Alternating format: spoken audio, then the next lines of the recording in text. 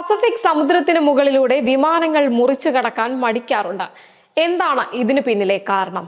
ഈ റിപ്പോർട്ട് ഒന്ന് കണ്ടു നോക്കാം. ഭൂമിയിൽ നിന്നും വിമാനങ്ങൾ കടന്നു പോകാൻ മടിക്കുന്ന ഒരിടമുണ്ട്, പസഫിക് സമുദ്രം. ഭൂമിയിലെ ഏറ്റവും ആഴമേറിയ വലിയ സമുദ്രമാണ് പസഫിക് സമുദ്രം. ഭൂമിയുടെ ഉപരിതലത്തിന്റെ 1/3 പസഫിക് സമുദ്രമാണ്. 13,000 അടി ആഴമുള്ള സമുദ്രം 155 മില്യൺ സ്ക്വയർ കിലോമീറ്ററോളമാണ് വ്യാപിച്ചു കിടക്കുന്നത്. 1520 മഗല്ലനാണ് സമുദ്രത്തിന്റെ ശാന്തത കണ്ട് പസഫിക് എന്ന പേര് നൽകുന്നത്. പേരിൽ ശാന്തമാണെങ്കിലും വിമാനങ്ങൾ പൊതുവെ പസഫിക് മുറിച്ചു കടക്കാൻ ധൈര്യപ്പെടാറില്ല.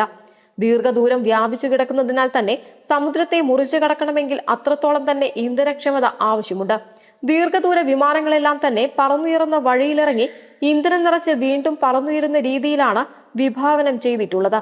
എന്നാൽ പസഫിക് ലോകത്തെ ഏറ്റവും വലിയ സമുദ്രമായതിനാൽ തന്നെ അതിനുള്ള സാഹചര്യവുമില്ല. വളഞ്ഞ വഴിയാണ് നല്ലത്.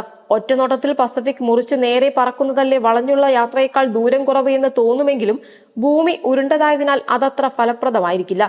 വളഞ്ഞ പാതയിലൂടെയുള്ള ആകാശയാത്രയ്ക്കാണ് യഥാർത്ഥത്തിൽ ദൂരക്കുറവെന്നും അത് ഇന്ധനക്ഷമത വർദ്ധിപ്പിക്കുമെന്നും ഷെഫീൽഡ് സ്കൂൾ ഓഫ് എയറോനോട്ടിക്സ് പറയുന്നു. അപ്രതീക്ഷിതമായ കാലാവസ്ഥാ മാറ്റങ്ങളാണ് പസഫിക്കിന്റെ മറ്റൊരു പ്രത്യേകത. അതിശക്തമായ കാറ്റ്, ചുഴലിക്കാറ്റുകൾ എന്നിവ എപ്പോൾ വേണമെങ്കിലും വെല്ലുവിളി ഉയർത്തിയേക്കാം. കൂടാതെ എമർജൻസി ലാൻഡിങ്ങിന് സാധ്യതയുള്ള ആകാശപാതകളാണ് എയർലൈൻ കമ്പനികൾ എല്ലായ്പ്പോഴും പ്രഥമ പരിഗണന നൽകുന്നത്. മെഡിക്കൽ എമർജൻസി, മറ്റ് സാങ്കേതിക തകരാറുകൾ എന്നിവയുണ്ടായാൽ ലാൻഡിങ്ങിന് തടസ്സം നേരിടും. രക്ഷാപ്രവർത്തനവും പസഫിക്കിൽ എളുപ്പമായിരിക്കില്ല. News desk, Sedco news.